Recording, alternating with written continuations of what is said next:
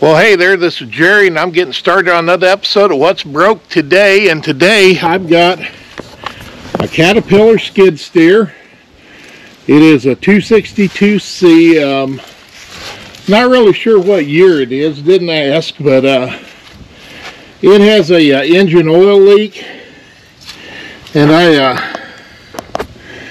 I can, a lot of this wet you see here is engine degreaser, because I opened up the rear hatch and boy is it nasty in there. So I sprayed some engine degreaser and gonna get this cleaned up. But I think, let's move the camera up there, right up there toward the front of the engine, or I guess it's the rear of the engine but front of the skid steer. Now there's a spot down there where, you know, everything's cruddy, but then there's a clean line. So I'm guessing my oil leak is up in that area, because usually wherever it's leaking, it will wash off and actually make it, you know, clean the dirt off as it leaks. So, but I got her hosed down with some degreaser, and I'll probably use another can on it and then get after it tomorrow and wash all that off as best I can, and then we'll fire it up and see if I can see where it's coming from for sure. Okay, well, I got, I think, all my degreasing done on the Caterpillar skid steer, and next thing I need to do is actually see where the oil's coming from, and that was hard to do because I can't fit my head up in there. So I'm going to use my GoPro and the light on it to see if I can see where the oil's coming from. And I'll show you that footage next.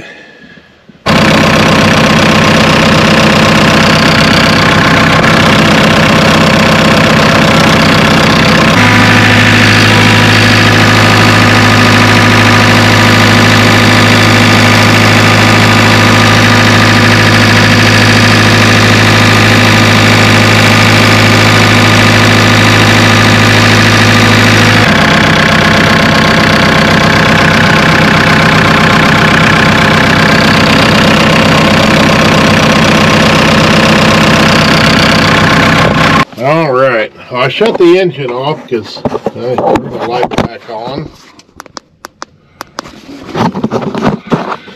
Okay, well, that little line, which, yeah, right there, is the feed tube that sends oil up to the turbocharger.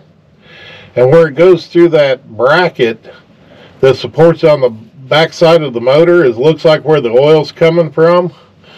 So I've got to get that bolt out of that bracket, and I get the line unbolted off the top of the turbocharger. And then over here on the left side, back there, hard to see, but yeah, there's where the line attaches and gets the feed from the engine. So I'm going to see if I can get that unbolted and get that off there, and also going to plug in that, looks like oil pressure sensor that's not plugged in. Alright, got the oil feed line removed, and like I say, it was cracked and broke because you can see it come in two pieces, because when I finally got it loose up at the turbo up here, because this actually, you know, was sitting in there, it's kind of like that. When I got this loose, this turned. Well, I had, this bolt was out. That bolt was still in, and that end was still attached, and it was rotating. So to save taking too much more apart, I just went ahead and broke it. And I'm going to actually replace it with a flexible line, so I don't have to take all that stuff apart to get this back in where it belongs.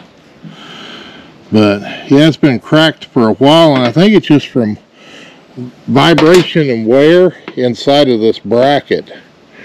Now this also, where these two bolts were on the back side of the engine block, was it held up the wiring harness I did put those bolts back in, even though they're a pain in the butt, because when we come over here, and I don't know if you can, it's hard to get my head in here, but that harness that goes across the back, the bolt that's underneath here and on top over here is the two I had to remove. And then there's this bracket that supports, oh, I guess that's just the air intake tube, but yeah, it went underneath this bracket. Then I took the hose off that went from the turbocharger to the intake. You know, took it off from the turbo to the intake to get a little more room. And I also flipped up the oil cooler and fan assembly. Well, we're getting back to our Caterpillar with our broken oil line. And I waited and waited for this fancy dancy braided stainless steel line that was supposed to be for this. It's not. Wrong fittings on both ends. Didn't even come with the right adapters to even think about putting it on this. So I went and got a piece of 1/4 inch brake line, and I made me a jig out of a piece of pipe that I welded a 5/16 bolt and then a piece of 1/4 inch round rod, so I can make similar tight bends like that has. And then I mounted this in the vise, and then basically I just mimicked, I mean, it's not perfect, but you know, I basically tried to recreate the same bends. So it's pretty doggone close.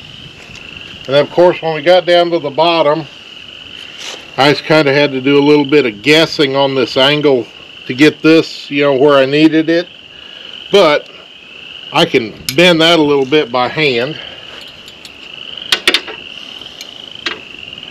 Of course, I transferred my 2 mounting clips. And, oh, and the bottom end where it hooks to the engine is just a 1/4 inch ferrule. You know, just slide the nut on.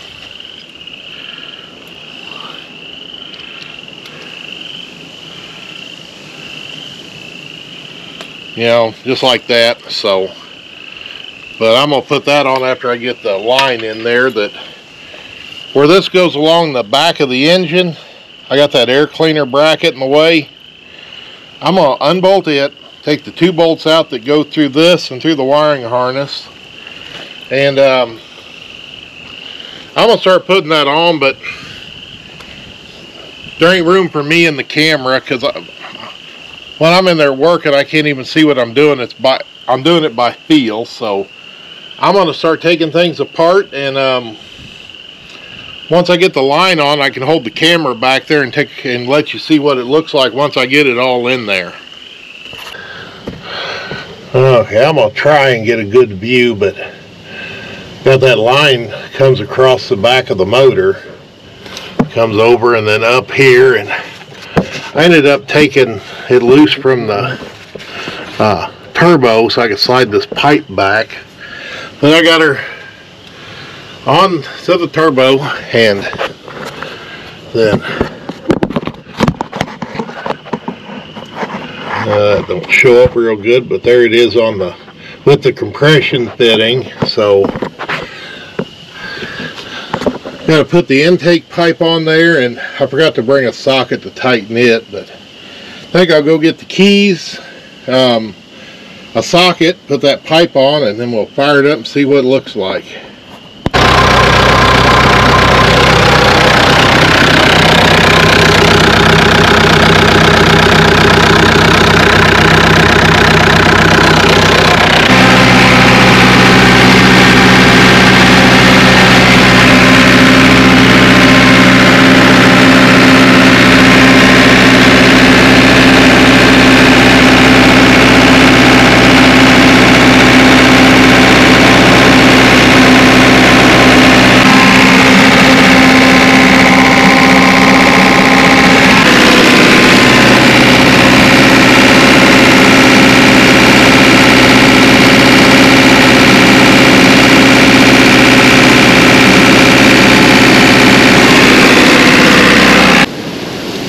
Well, I think that'll wrap up this episode on the Caterpillar, because there is some residual oil in there, but I didn't see anything new. And the only thing I was really still concerned about is with that line cracked, it is oil feed for the turbo.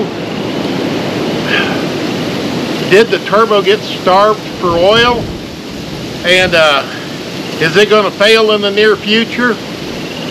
We're just going to have to wait and see, because I don't have any implement. I don't have the bucket or anything to put on it, so I can't really work it out to see how it's going to do. So I'll probably just send it back, because it belongs to someone I know real well. So, you know, if it has trouble with the turbo, I guess we'll get it back out here and we'll swap it out. But other than that, everything looks good. That I'll say I appreciate you watching. Always appreciate those thumbs up for the likes. Thanks for all the comments. That I like interacting with, you know, when you write me something, I can respond back and communicate. That's great. You know, I'm up, I think, 300 and some odd subscribers. So say, come on, join on in, because they'll tell them what else you're going to see on What's Broke Today. Thank you.